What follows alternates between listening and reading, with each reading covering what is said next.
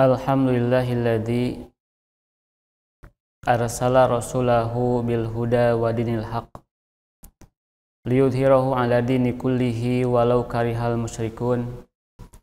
Asyhadu an la ilaha illallah wa asyhadu anna Muhammadan abduhu wa rasuluh alladzi la nabiyya ba'dah wa la rasula ba'dah amma ba'du. Hadirin ikhwatu iman rahimakumullah, pemirsa sahabat kajian online yang dimuliakan Allah Subhanahu wa taala. Dengan qudrah, iradah dan inayah dari Allah Subhanahu wa taala, pada hari ini kita bisa bertatap muka atau bisa mengudara kembali. Tentunya dalam rangka mengisi hari demi hari kita, waktu kita dengan suatu yang bermanfaat. Sebagaimana yang kita ketahui bersama bahwa Allah Subhanahu wa taala adalah sang pemilik sekaligus pencipta alam semesta, pemilik sekaligus pencipta langit dan bumi beserta apa-apa yang berada di dalamnya. Kita sebagai seorang hamba, sebagai manusia, itu tidak layak atau memang dilarang oleh Allah Subhanahu wa taala untuk bersumpah dengan menggunakan makhluk Allah Subhanahu wa taala. Bersumpah dengan langit, dengan bumi, dengan gunung, bintang dan sebagainya, itu dilarang. Namun Allah Subhanahu wa taala tidak terikat dengan itu. Karena Allah sang pemilik dan pencipta segala sesuatu, maka Allah Subhanahu wa taala tidak terikat dengan halangan-halangan tersebut. Allah bisa bersumpah dengan gunung, dengan langit, dengan bumi. Bahkan Allah Subhanahu wa taala pun bisa bersumpah dengan seorang ayah, dengan seorang anak gitunya. Itu adalah hak Allah Subhanahu wa taala.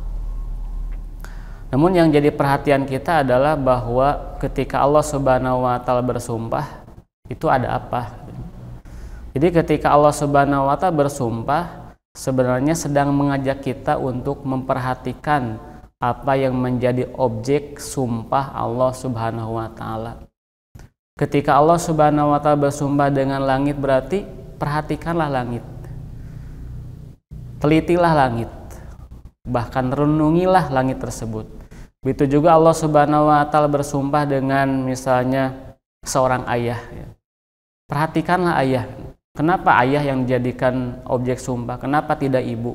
Kemudian disandingkan dengan anaknya dalam konteks tersebut. Wa walidin wa ma walad. Demi ayah dan anaknya. Gitu. Jadi kenapa disandingkan antara ayah dengan anaknya gitu, ketika bersumpah dalam ayat tersebut? Ini mengandung arti bahwa kita harus memperhatikan, merenungi, bahkan mengambil pelajaran dari apa yang dijadikan objek sumpah Allah Subhanahu wa taala. Hadirin ikhwatu iman rahimakumullah, begitu juga Allah Subhanahu wa taala tidak luput Dia bersumpah dengan salah satu makhluknya yang lain, yaitu suatu waktu Waktu yang disebut oleh kita adalah waktu duha. Allah Subhanahu wa taala berfirman, A'udzubillahi minasyaitonirrajim, Bismillahirrahmanirrahim, wadduha. Yang artinya adalah demi waktu duha.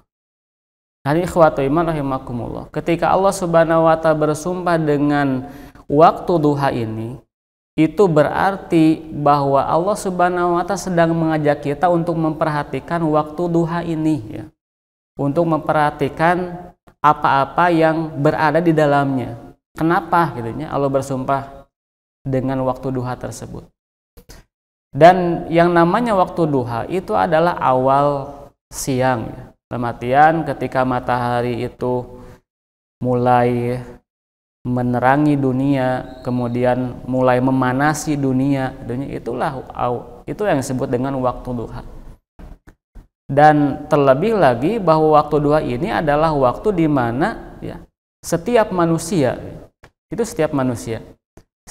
bagaimana? Setiap manusia itu sedang ada dalam kesibukannya masing-masing, sedang nikmat-nikmatnya dalam dunianya masing-masing, sedang kalau ibadah temanya khusyuknya sedang apalah gitunya dalam dunianya masing-masing. Ketika bekerja sedang nikmat-nikmatnya, sedang sibuk-sibuknya. Begitu juga orang yang beraktivitas yang lain, bahkan orang yang liburan sekalipun itu sedang enak-enaknya, sedang sibuk-sibuknya, sedang menikmatinya liburannya atau bermainnya, bahkan sedang semangat-semangatnya dalam melakukan aktivitasnya tersebut, sedang semangat kerja, semangat beraktivitas, semangat sedang berlibur atau bermain.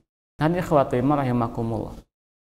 Maka oleh karena itu besar kemungkinan ya, berpotensi besar untuk apa? Untuk lupa terhadap Allah Subhanahu wa taala. Allah lah yang senantiasa memperhatikannya, yang mengawasinya. Allah lah yang mengutus utusannya, utusan-utusannya untuk mencatat segala apa yang dia lakukan. Maka itulah yang seringkali dilupakan oleh manusia. Di antaranya adalah ketika waktu duha tersebut. Hadirin akhwati rahimakumullah, lalu bagaimana supaya kita tidak termasuk kepada orang yang lalai ya di waktu duha tersebut ya? Maka Rasulullah SAW memberikan wasiatnya kepada kita.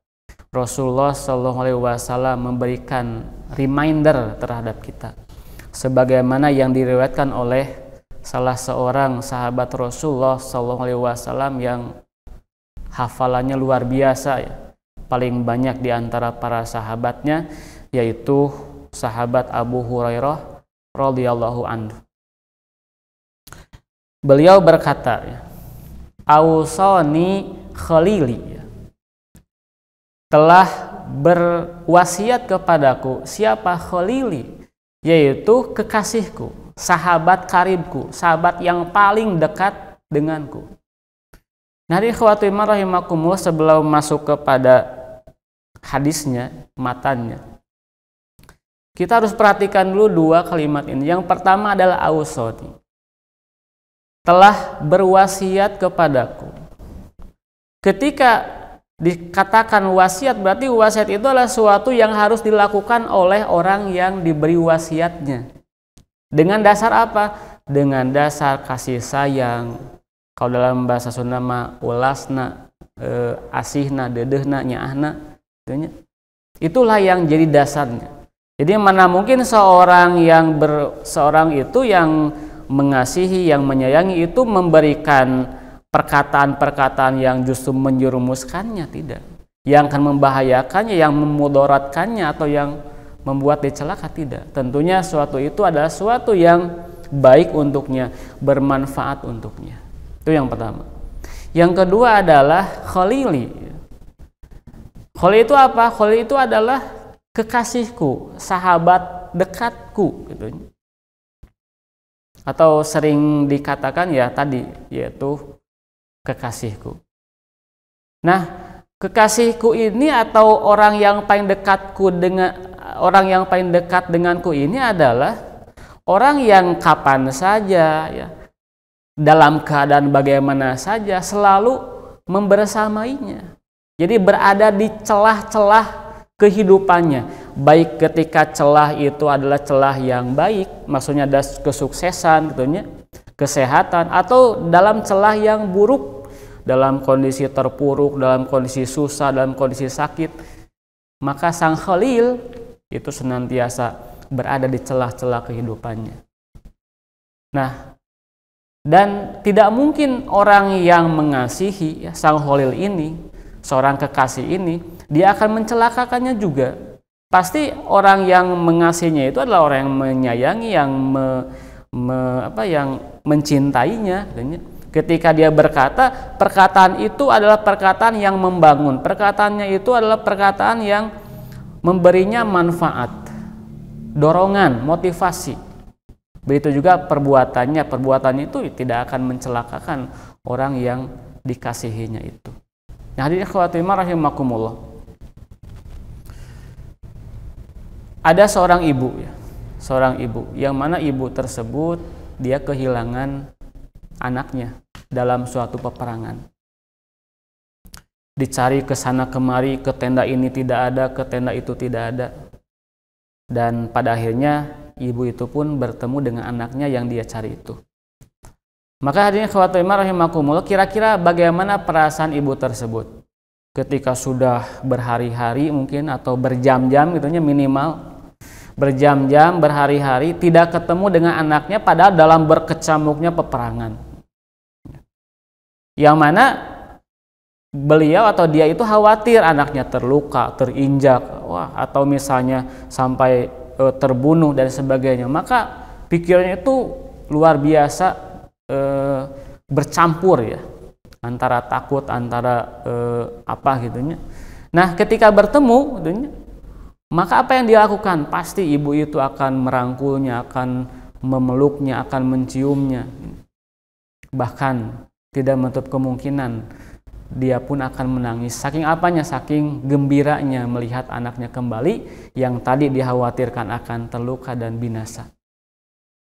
Maka Rasulullah SAW beliau bertanya kepada para sahabat, apakah rela ibu tersebut melemparkan anaknya itu ke dalam api?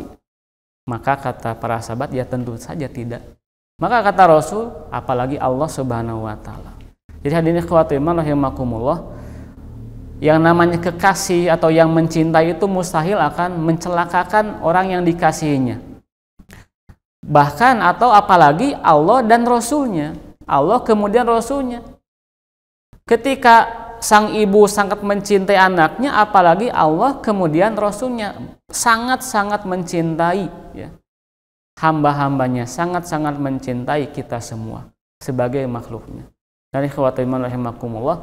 Nah, pada kesempatan itu Abu Hurairah beliau diberi nasihat, diberi wasiat.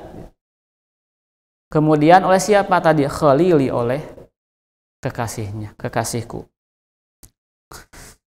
Untuk apa beliau diberi wasiat ya? Bi thalathin la ada uhunna hatta amuta. Dengan 3 perkara ya. Yang mana 3 perkara ini tidak akan pernah aku tinggalkan sampai kapanpun, hatta amuta, sampai aku meninggal. Itu kata Abu Hurairah.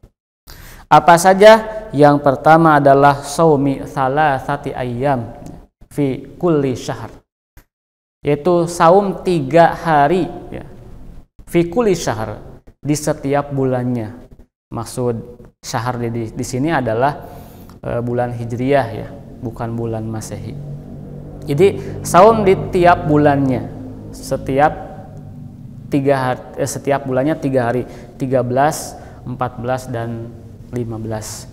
Yang kedua apa? Yang kedua adalah kata Rasulullah SAW, wa sholatil duha, dan sholat duha.